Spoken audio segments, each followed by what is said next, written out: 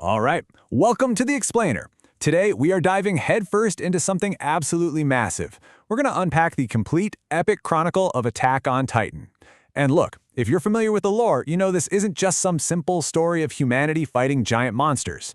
It's a sprawling, deeply complex 2,000-year fictional history just absolutely packed with political intrigue, generational trauma, and some seriously profound philosophical questions. I am so thrilled to guide you through this timeline today, taking us all the way from the ancient, tragic origins of the very first Titan, straight through to a far post-apocalyptic future. Okay, let's dive right into this chronological roadmap. We'll be hitting the origin of Titans, the fall of the walls, the truth beyond the sea, the apocalyptic event known as the Rumbling, and finally, how the cycle continues. Section 1. The Origin of Titans. The Tragedy of Ymir Fritz. You know, every massive world-spanning conflict inevitably starts with a single, highly localized human tragedy. To really grasp why these giant monsters exist, we first have to understand a deeply suffering human being. So let's ground ourselves in this grand timeline. A staggering 2,000 years ago, a young slave girl named Ymir is actually blamed for letting a pig escape. She's hunted for sport, she's near death, and she falls into a deep pool beneath this ancient tree. Down there, a mysterious parasitic organism binds with her, and boom, she becomes the very first Titan. Just 13 years later, she dies shielding her enslaver, King Fritz. But here's the kicker. Her soul doesn't move on, it's completely trapped. Fast forward to a mere century ago, and one of her descendants, King Karl Fritz, retreats to Paradis Island and builds those massive walls just to force a temporary peace. It's wild to think that a single moment of terror 2,000 years ago literally sparked centuries of endless warfare. Now, the mechanics of how this curse actually spread are, well, they're truly horrifying, but they're absolutely essential to understanding the systemic cruelty of this world. Step 1 is weaponization. See, King Fritz didn't free Ymir. No, he used her newfound Titan power as a literal weapon of mass destruction to conquer nations and build the Eldian Empire. Step 2, cannibalization. When Ymir died, a desperate Fritz forced their 3 daughters, Maria, Rose, and Sheena, to consume their own mother's corpse just to make sure the power wouldn't be lost. And finally, perpetuation. This gruesome act ensured the Titan power was eternally passed down through their specific bloodline, creating an entire race known as the subjects of Ymir. And that brings us to the paths. What's really interesting about this slide is this mind-bending concept of the paths dimension. Because Ymir died as a slave, completely bound to the will of King Fritz, her spirit endured in this alternate, mystical space. The paths exist entirely outside of normal time and space, and they connect all subjects of Ymir. So whenever a Titan transforms or heals in the physical world, it's happening because Ymir's enslaved soul is painstakingly molding that Titan body by hand, out of sand, right there in the paths. Her eternal servitude is quite literally the mechanical engine fueling the entire Titan threat. Moving on to Section 2, the fall of the walls. The illusion of peace is shattered. Let's move forward to the era most of you are intimately familiar with. This is where all that ancient history violently crashes right into the lives of our main characters. For a solid 100 years leading up to the year 845, the people inside the walls of Paradis believed, with absolute certainty, that they were the last remnants of humanity. They were enjoying this fragile, totally isolated peace. But looking at this timeline, we see how incredibly fast that century of peace was decimated. In 845, the colossal and armored Titans just absolutely breached the outermost wall, Wall Maria. And then, a mere 5 years later, the desperate struggle for the Trust District reveals a massive, shocking twist. Young Eren Yeager actually possesses the ability to transform into a sentient Titan himself. Zooming in from the macro history of entire empires down to the micro tragedy of a single family, the fall of Shigashina is the catalyst for literally everything that follows. When the colossal Titan kicks open that outer gate, mindless Titans flood the district. In all that chaos, a young Eren Yeager is forced to watch helplessly as a smiling Titan devours his own mother.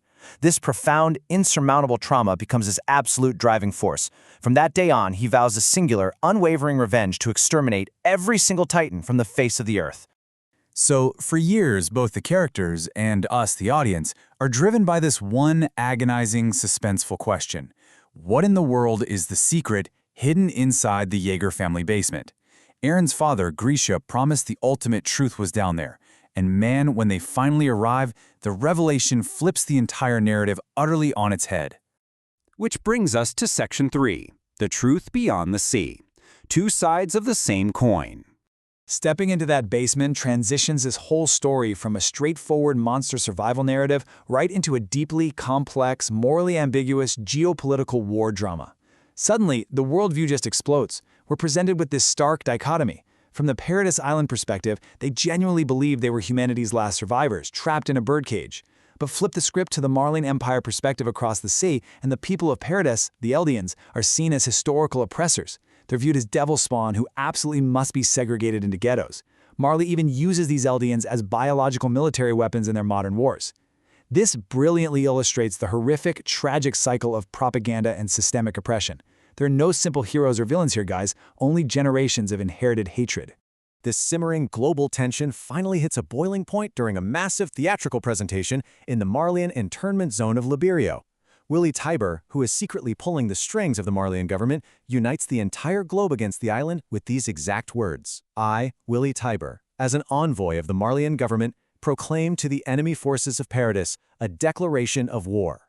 That right there, that is the exact moment coexistence officially becomes impossible. And knowing this attack is imminent, Eren Yeager launches a devastating, incredibly bloody preemptive strike right in the middle of the speech. And the resulting political fallout is just absolute chaos. Eren's half-brother Zeke comes up with this master plan to use the Founding Titan's power to genetically sterilize all Eldians. His logic is that they'll slowly die out, ending the Titan curse peacefully. Eren pretends to go along with this, but actually, he's secretly plotting an extreme retaliation. Meanwhile, an extremist faction supporting Eren, known as the Yeagerists, violently overthrow the Paradis military command. And right as that's happening, Marley launches a desperate, full-scale airborne invasion of Paradis Island. It is a terrifying, multi-sided collision course. Section 4. The Rumbling. The Apocalypse Unleashed. This guides us right into the darkest, definitely the most controversial chapter of our explainer. All of this intense political maneuvering and warfare ultimately boils down to a clash of wills in the Paths dimension. When Eren and Zeke finally make contact and enter the Paths, they find the original Titan, Ymir Fritz. Zeke commands her to sterilize their race. But Eren does something totally unprecedented. He doesn't command her. He asks her, will Ymir remain a slave to royal blood, or will she finally choose her own freedom? For the first time, Eren treats this 2,000-year-old godlike entity not as a tool, but as a human being.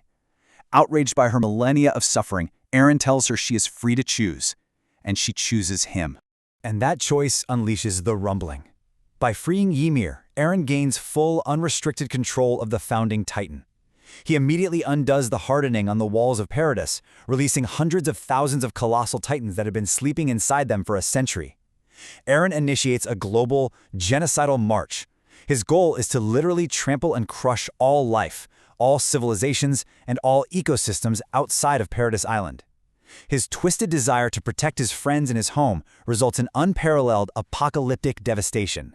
So the crucial point here is grasping the sheer, terrifying math of what Eren actually accomplishes before he's finally stopped.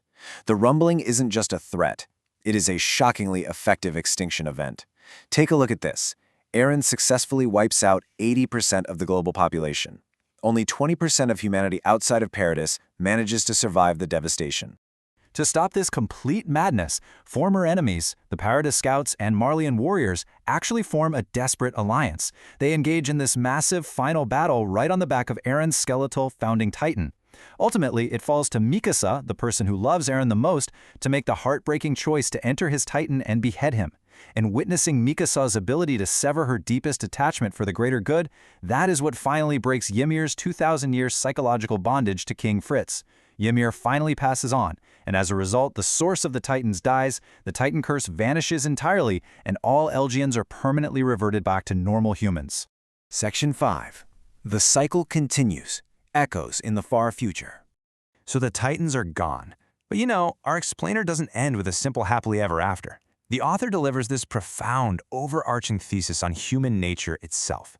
3 years after the rumbling, the surviving Alliance members are acting as global peace ambassadors, trying their best to bridge the gap between the devastated outside world and a newly, heavily militarized Paradis. But, generations later, human nature just takes its course.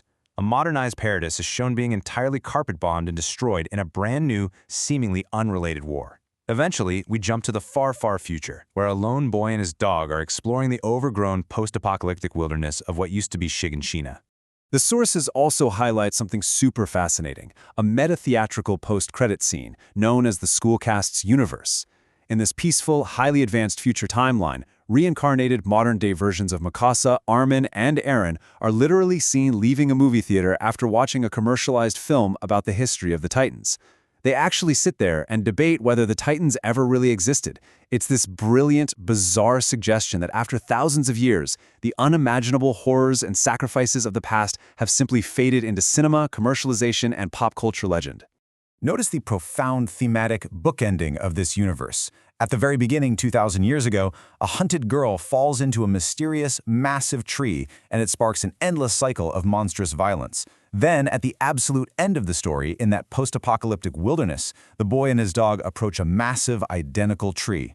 And that tree has grown directly over the exact spot where Mikasa buried Eren's head centuries earlier. The imagery strongly implies that the source of life, or perhaps the Titan power itself, might still be sitting dormant down there. Which leaves us with this final, lingering thought to close out our explainer today. If humanity will inevitably rebuild itself, only to invent new ways to wage war, are we doomed to endlessly repeat the mistakes of the past? Or can the cycle of violence ever truly be broken? It's a haunting, spectacular question that perfectly encapsulates the monumental 2,000-year history of Attack on Titan. Thank you so much for joining me on this incredible journey today. Keep exploring, keep questioning, and I'll catch you next time.